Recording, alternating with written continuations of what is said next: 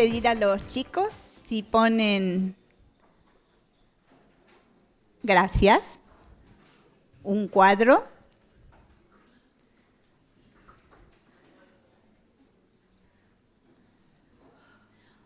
Un cuadro que es muy famoso, no sé si para la mayoría aquí. ¿Alguien se anima a decir el título del cuadro o el pintor del cuadro? Tiene un premio. Mario se los va a dar a la salida.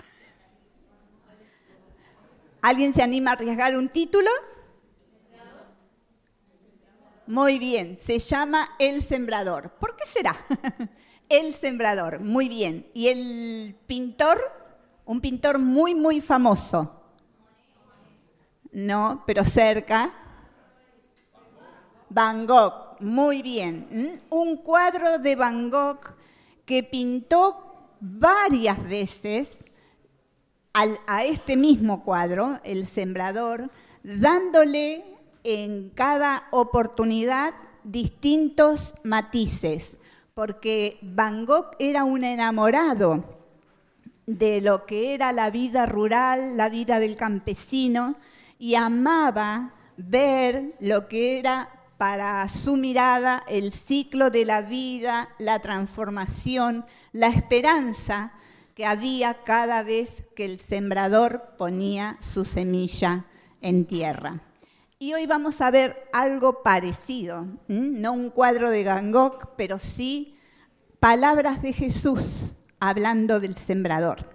Así que vamos a abrir las Biblias en Mateo capítulo 13, una historia muy, muy conocida, y vamos a leer verso 1 al 9.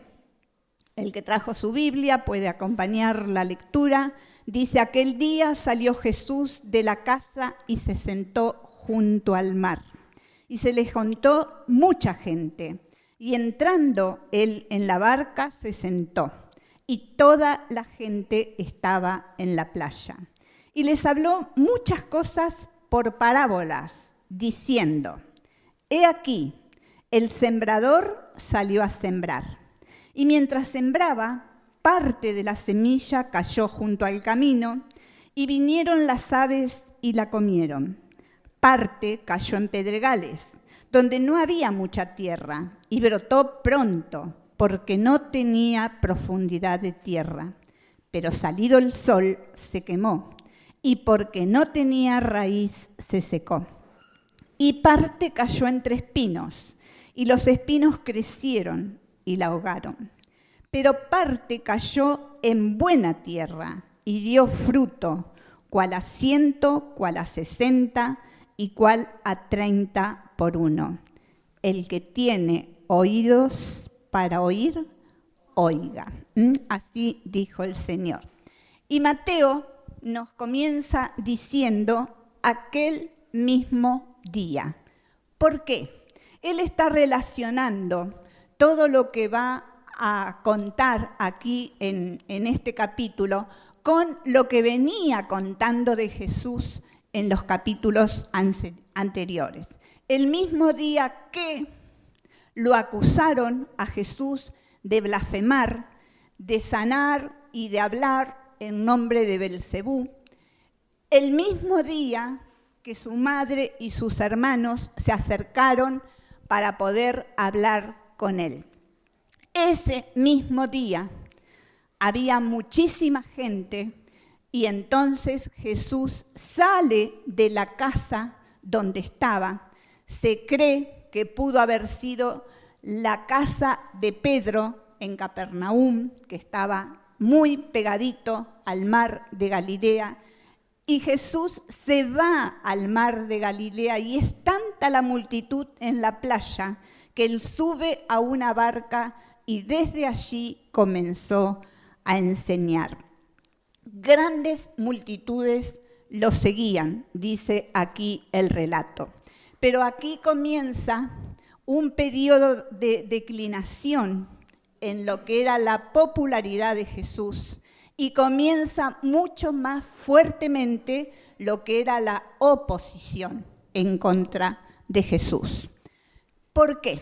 porque las multitudes aún salían a escucharle, pero él seguía anunciando que no había venido a libertarlos de Roma, sino a morir, a sufrir y a morir por cada uno de ellos. Y esto era algo que la gente no recibía bien. Ellos querían un líder político que por sobre todas las cosas los librara de lo que era el poder opresor de Roma. Entonces, lentamente comienza a declinar lo que es su popularidad. Y vemos en Jesús un punto de inflexión. ¿Por qué? Porque Mateo comienza a decirnos que desde allí Jesús comenzó a hablarles de otra manera. ¿Cómo? Por medio de parábolas. Por medio de parábolas. Cambió su mensaje, no el contenido, sino la forma en que entregaba su mensaje. Y la parábola, es poner al lado o cerca y enseñar algo por algo más conocido. Entonces, algo que era bien conocido, una verdad muy conocida, una figura bien conocida, verbalmente se ponía al lado de algo desconocido y de esta manera Jesús enseñaba a la multitud. La verdad conocida explicaba la verdad desconocida. Ahora Jesús va a usar parábolas con un sentido bien específico. Estaban dirigidas especialmente ¿a quiénes? A aquellos que tenían oído para oír. Él hablaba a aquellos que tenían oídos para oír. Y es lo mismo que Jesús quiere hacer en esta noche. Nos va a hablar a aquellos que tenemos oídos para oír lo que Él quiere decirnos. La gran ventaja o lo hermoso de la parábola es que nos sirve como ventana y como espejo. Como ventana, ¿por qué? Porque las parábolas mostraban verdades acerca de Dios. Jesús habla en las parábolas del reino de Dios. Muchísimas de sus parábolas, sino todas, hablan acerca del reino de Dios. Es como, y va a enseñar verdades de Dios, pero también como espejo. ¿Por qué? Porque nos tenemos que mirar a nosotros mismos. Eso es lo que se propone Jesús al hablar con parábolas. Por eso, muchos de sus oyentes en ese momento comenzaron a enojarse contra Jesús, porque al confrontarlos, al tener que mirarse, no les agradaba y se enojaban en contra del Señor, al punto que ya allí comenzaron a buscar la manera de sacarlo del camino, de ver de qué manera podían matarlo. Los principales sacerdotes y también los fariseos sabían con certeza que Jesús en la mayoría de sus parábolas se refería a ellos como hipócritas, como personas sin sinceridad, infieles a la voz de Dios. Y se daban cuenta y los enojaba. ¿Qué hace con nosotros la parábola? Debería ser el mismo efecto. Lograr que veamos a Dios, que conozcamos más a Dios y a la vez que la parábola nos haga vernos a nosotros mismos. Un autor, Biersbeth, dice lo siguiente: comprender una parábola y beneficiarse de ella exige honestidad y humildad de nuestra parte. Solo si nos miramos con honestidad, la palabra de Dios podrá mostrarnos aquellas cosas en nuestra vida que necesitamos corregir, o puede mostrarnos el estado actual de nuestro corazón. Y hoy el Señor nos llama a esto. A esta parábola, las Biblias de hoy en día le han puesto como nombre la parábola del sembrador, ¿cierto? La mayoría de ustedes tienen esos títulos. Pero en los originales no hay capítulos, no hay versículos y no hay títulos. Jesús arrancaba directamente a hablar. En realidad, mucho mejor que el título de la parábola del sembrador sería el nombre, la parábola de los suelos, porque el énfasis más fuerte está en los tipos de suelos que representan a nuestro corazón. Hay un solo sembrador con una sola clase de semilla, pero hay 4 tipos diferentes de suelos. El sembrador y la semilla permanecen igual. Es el mismo sembrador, es la misma semilla, pero 4 clases de suelo. Y es el suelo el factor determinante si la semilla va a dar o no fruto. Es el suelo. No es el sembrador, no es la semilla, es el suelo. O sea, no va a depender de la habilidad que pueda tener un sembrador. La palabra de Dios es la semilla que se siembra, depende de los tipos de suelo. Y cuando Jesús les habla de esta parábola, usa una figura que es muy conocida para cualquiera de sus oyentes, porque había muchísimos agricultores en la tierra de Palestina. Jesús no está usando un ejemplo que nadie sabe de lo que les está hablando.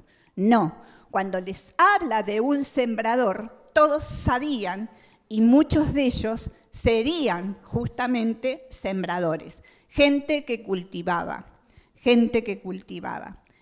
Y Jesús les va a cerrar el relato con esta frase en el verso 9. El que tiene oídos para oír, oiga. El que tiene oídos, oiga. La agricultura en los tiempos de Jesús consistía en un sembrador que tenía un saco, una bolsa, el nombre que quieran darle, donde él llevaba las semillas colgadas y él hacía un movimiento así, en semicírculo, y iba arrojando las semillas por donde el sembrador iba avanzando con el fin de lograr el área mayor para cultivar. Entonces, de esta manera es porque él logra tocar distintos suelos por esta forma de cultivar. El primer grupo de personas, el primer tipo de suelos, ¿cuál es? Dice que el sembrador salió a sembrar y mientras sembraba, parte de la semilla cayó junto al camino. En los campos de Palestina no estaban alambrados como ahora los tenemos nosotros. No había ningún campo alambrado. Entonces la gente iba haciendo camino al andar, como la vieja canción. Iban quedando los surcos marcados. Por esos lugares donde la gente caminaba más y quedaba marcado, esa tierra se apelmazaba, era mucho más dura. Por consiguiente, la semilla caía, pero no podía enterrarse, quedaba por fuera. ¿Y qué pasaba? Que venían los pájaros, las aves, volando y se comían esas semillas. Por lo tanto, no había cosecha. La segunda parte cayó en pedregales, donde no había mucha tierra, y brotó pronto, porque no tenía profundidad de tierra. Pero, salido el sol, se quemó, y porque no tenía raíz, se secó. Este suelo pedregoso hacía que la semilla pudiera entrar, pero con muy poquitita profundidad. Entonces, claro, crecía rapidísimo. Y es interesante que Jesús dice por qué, que nos está dando una explicación, el por qué. ¿Y la razón cuál era? Que no había casi tierra. Entonces la planta crecía, pero no tenía raíz. Por lo tanto, se secaba. Porque la semilla debajo, está puesta con la roca calentaba con el sol y era como un invernadero, salía el sol y la quemaba. No podía resistir. Una tercera parte dice que cayó entre espinos y los espinos crecieron y la ahogaron. Era mucha la cantidad de maleza en esas tierras que luchaban por los nutrientes y por la humedad junto con las plantas buenas. Pero cuando los espinos eran demasiado, ¿qué hacían? Ahogaban, estrangulaban a las plantas buenas. Entonces tampoco podían llegar a desarrollar, se volvían estériles. Pero otra parte, dice Jesús, cayó en buena tierra. Tan buena la tierra que podía dar fruto a veces el 100%, a veces un 60%, a veces un 30%. Cuando nosotros hablamos que Jesús cierra esta historia, Él dice, el que tenga oídos, oiga. Y uno puede pensar en la carta de Santiago, donde también hay una conexión espiritual entre el corazón y ¿qué? En Santiago, y nuestra lengua. De acuerdo a lo que hablamos, todo sale de lo profundo de nuestro corazón.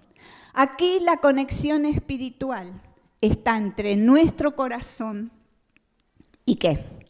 Y nuestros oídos. Nosotros podemos escuchar, pero no oír. O podemos escuchar con atención, con entendimiento, con oído espiritual. Y ese es el desafío del Señor para cada uno de nosotros. Entonces Jesús los deja con esto, porque quiere que toda esa gente pueda entender el desafío, el mensaje que Él les está dando a través de este ejemplo sencillo. Pero ¿qué pasa? Las personas regresan a sus hogares, la multitud se dispersa y nos damos cuenta por esta misma historia, pero contada por Marcos, que Marcos nos agrega dos detalles que son importantísimos. Él dice lo siguiente: cuando Jesús se quedó solo, ¿ahí qué pasó? Se le fueron al humo para preguntarle. Fíjense en que Marcos 4:10 dice, los discípulos y los 12.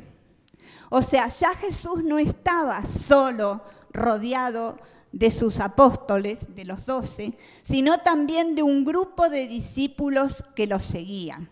Y son ellos los que le preguntan al Señor, ¿qué nos estás queriendo enseñar con esta parábola? porque no estamos seguros si la entendimos tan bien. Y entonces es el mismo Señor el que les va a dar la explicación de la parábola del sembrador. Y el Señor le va a revelar la verdad a aquel que la busca, pero quedó oculta para todo aquel que se fue porque no le interesó saber. Entonces, cuando ellos le dicen, le hablan, Jesús comienza con la explicación de esta parábola, hermosa parábola. La palabra de Dios es la semilla, la mejor semilla del mundo entero. Es una semilla que nos da vida eterna. Es una semilla que es inspirada por Dios, es una semilla que es infalible. Todo lo que dice la palabra de Dios es sí y amén, sí y amén, sí y amén. La palabra de Dios es una palabra que nos bendice enormemente. Esta es la semilla que Dios planta cada día en nuestro corazón, cuando nosotros la recibimos y la escuchamos no con oídos físicos, sino con oídos espirituales. Cuando nosotros hablamos de la parábola, Jesús dice que la semilla que del terreno junto al camino era un terreno duro, un terreno endurecido. Y eso puede llegar a pasar con nuestros corazones.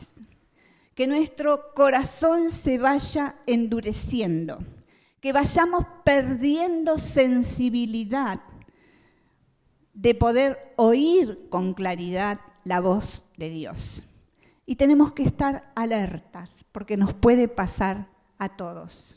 Ya no está ese hambre, ya no están esas ganas, ya nos dormimos cuando el predicador tarda mucho, ya voy pasando.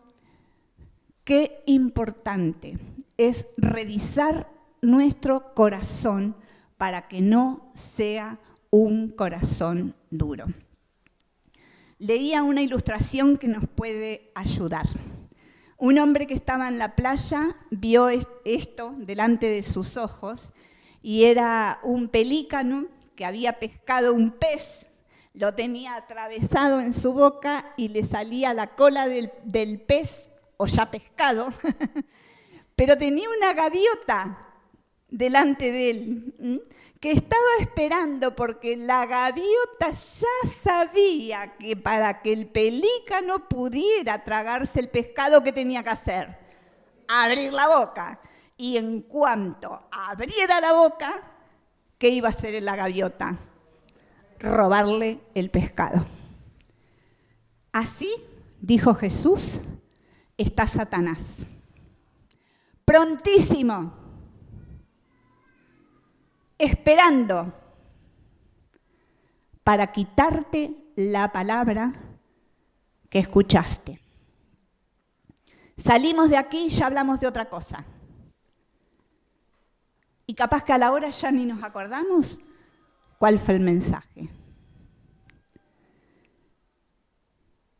Dios nos desafía a no ser un corazón duro para que Satanás no pueda arrebatarnos la palabra que Dios nos da. El terreno lleno de piedras representa al corazón del hombre y de la mujer, por supuesto, que recibieron la palabra, pero en cuanto llegan las pruebas, las dificultades, ¿qué hace? Abandona, se retira, afloja en la vida espiritual.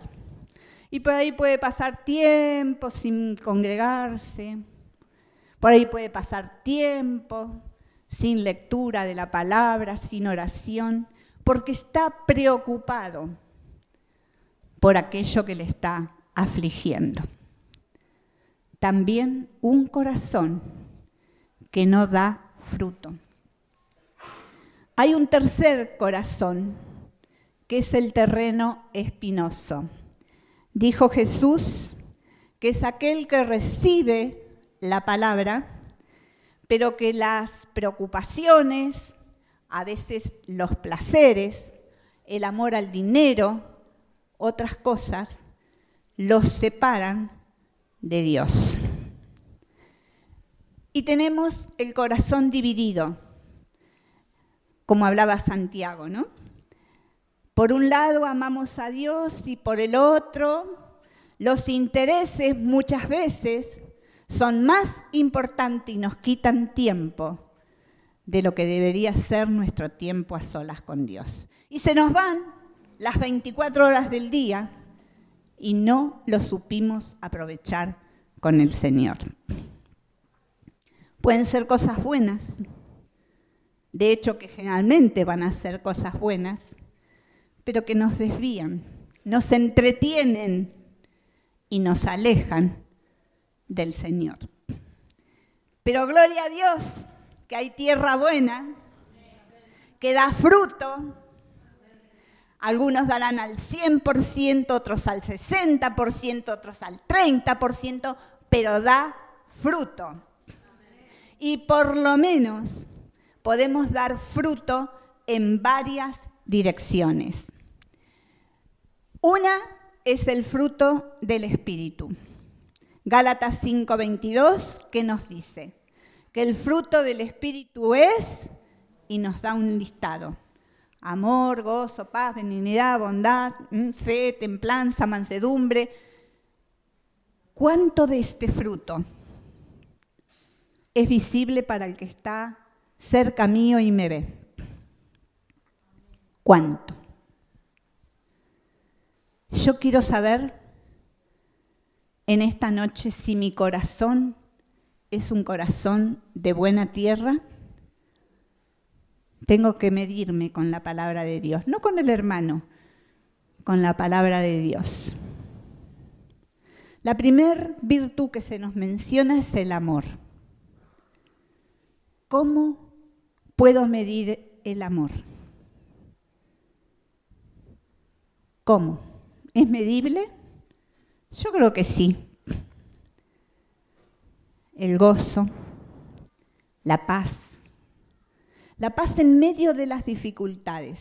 Así como la semilla que cae en la tierra, en el terreno espinoso, y las preocupaciones y las cosas le quitan, el que tiene el fruto de la paz, en medio de las dificultades más grandes, pueden estar aferrados a Dios. Amén. Amén. El gozo. El gozo tiene que ser algo notorio, porque creo que es una de las cosas que más nos pueden diferenciar con el que no conoce al Señor Jesús. Porque el cristiano puede tener gozo y puede alabar a Dios en las circunstancias más difíciles. Colosenses 1:10 dice que hay frutos en toda buena obra. Lo voy a buscar para leerlo porque es un texto precioso, Colosenses 1:10, que dice así: para que andéis como es digno del Señor, agradándole en todo, llevando fruto, ¿en qué? En toda buena obra. ¿Qué serían las buenas obras? ¿Qué serían? Voy a ser un poquito mala. Tenemos un matrimonio que hace mucho tiempo que no puede estar. Porque primero estuvo enfermo él, se quebró la cadera, después anduvo muy mal de salud ella, ahora la operaron. No voy a preguntar si vamos a visitarlos. ¿Saben de quién estoy hablando? Si no saben de quién estoy hablando, estamos en el horno, ¿sí? Bien en el horno. Pero si sabemos de quién estamos hablando, ¿lo has llamado por teléfono alguna vez? Aunque sea una vez en el mes. ¿Saben qué me dicen ellos? Qué lindo cuando recibimos un mensajito. Ya ni me dicen cuando me vienen a visitar, ¿eh? Me dicen, qué lindo cuando recibimos un mensajito. No nos sentimos tan solos. Saben que no tienen hijos y no tienen familia. Nosotros somos su familia. Esos son buenas obras. Y piensen, pongo un solo ejemplo, pero ¿cuántos hermanos están pasando situaciones difíciles y un abrazo, una llamada, un mensajito, una visita hace una gran diferencia? Una gran diferencia. Hay otra clase de frutos que encontramos en Hebreos capítulo 13, verso 15, y con esto voy medio cerrando. Dice, así que ofrezcamos siempre a Dios, por medio de Él, sacrificio de alabanza, es decir, fruto de labios que confiesan su nombre. Qué hermoso poder dar frutos de alabanza, de labios que confiesan el nombre de Jesús. Es fácil cantar aquí.